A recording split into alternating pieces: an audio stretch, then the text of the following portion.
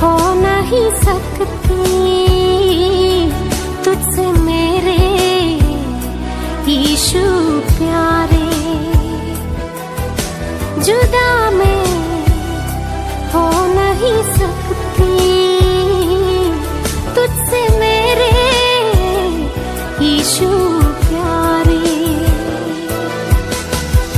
मोहब्बत है, मोहब्बत है, मोहब्बत है।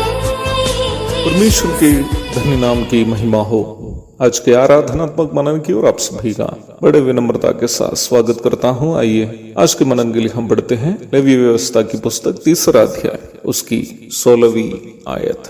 और याजक इन्हें वेदी पर जलाए, ये हवन रूपी भोजन है जो सुखदायक सुगंध के लिए होता है, क्योंकि सारी चर्बी यहोवा की है। पढ़े गए बाइबल भाग में न्याय व्यवस्था के अनुसार परमेश्वर के लिए बलि चढ़ाते वक्त अनिवार्य रूप में पालन करने की एक विधि को हम देखते हैं। निम्न विधि यह है कि जानवरों की बलि अर्पण करते वक्त बलिवेदी की आग में जानवर की चर्बी पूर्णतया जल जानी चाहिए, क्योंकि चर्बी यहोवा की है। चर्बी मांस का सबसे स्वादिष्ट हिस्सा है। वैसे ही चर्बी को स्त्रियों की देह में उसकी सुंदरता से भी जोड़कर बाइबल में आप देख सकते हैं। हाँ, ये बात सच है कि चर्बी उन स्त्रियों की देह में अधिक होती है जो सुख लोलुपता का जीवन बिताती है, अधिक शारीरिक मेहनत के काम जो नहीं करती है। अधिक चर्बी का सेवन शरीर को अधिक मोटा कर सकता है।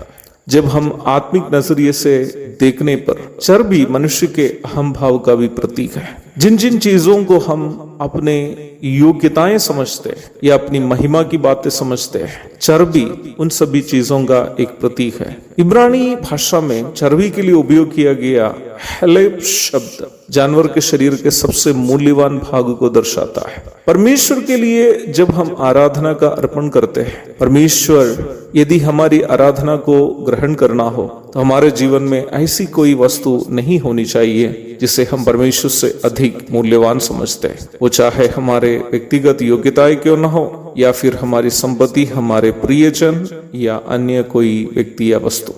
अब्राहम से परमेश्वर ने उनका उस पुत्र को बलि चढ़ाने के लिए कहा जिससे वो प्रेम करता था। उत्पत्ति 22:2।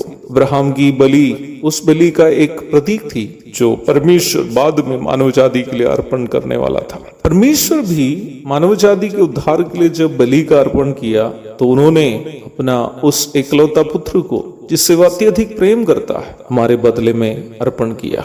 हमारी बलियां अथवा आराधनाएं परमेश्वर के लिए ग्रहण योग्य तब होगी जब हम परमेश्वर की उपस्थिति में इस एहसास से बैठ सकते हैं कि हमारे जीवन में ऐसी कोई व्यक्ति या वस्तु नहीं है जिसको हम परमेश्वर से अधिक महत्व देते हैं, वो यहाँ तक हमारी पत्नी या बच्चे भी क्यों ना हो। इस महीने का प्रथम रविवार को मैं हरियाणा के जींद की कलिसिया में संगति कर रहा था। जींद की कलिसिया प्रभात मनन की सेवगाई का एक परिणाम भी है। भाई महेंद्र सिंह वहाँ प्रभु की सेवा करता है। प्रभात मनन की सेवगाई से उत्पन्न एक कलिसिया होने के कारण भाई महेंद्र जी और कलिसिया के अन्य सभी भाई बहन मुझसे बहुत प्रेम करते हैं। वहाँ के भाई बहन लोग बहुत ही प्यारे और सीधे दिल के भी हैं। जब वचन की सेवा के लिए भाई महेंद्र जी मुझे आमंत्रित किया, अपने प्रेम के प्रदर्शन स्वरूप मेरे लिए ताली बजाने के लिए उन्होंने कलिसिया से आग्रह किया। मुझे तो झटका लग गया। मैंने तुरंत उन्हें ऐसे करने से मना किया।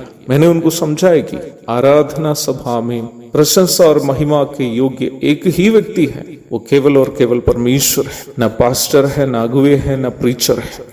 आराधना में हो या फिर हमारी जिंदगी में परमेश्वर की महिमा तब होगी जब हमारे जीवन में परमेश्वर से भी मूल्यवान कोई भी अन्य व्यक्ति या वस्तु ना हो। परमेश्वर हमारी आराधना से तब खुश रहेंगे जब हमारा जीवन पूर्णतया परमेश्वर के लिए अर्पण किया हुआ हो। आज सप्ताह के प्रथम दिन परमेश्वर की आराधना के लिए प्रस्थान करने के पूर्व एक बार पुनः हम अपने जीवन को परखेंगे। क्या हमारे जीवन में कोई चर्बी बाकी है जो अब तक पूर्णतया नहीं चला, जो हमारी आराधना को परमेश्वर तक पहुंचने से बाधा बन सकती है? अगर ऐसी कोई चर्बी बची है तो हमें उसे भी परमेश्वर की बलिवेदी की आग में पूर्णतया जलाकर उस चर्बी से स्वतंत्र होकर एक सीधा मन से प्रभु की उपस्थिति में उपस्थित होना है। एक और शुभ दिन की धन्य कामनाओं के साथ आज के आराधनात्मक मनन को मैं समाप्त करता हूँ। प्रभु आप सबको आशीष दे। आमीन।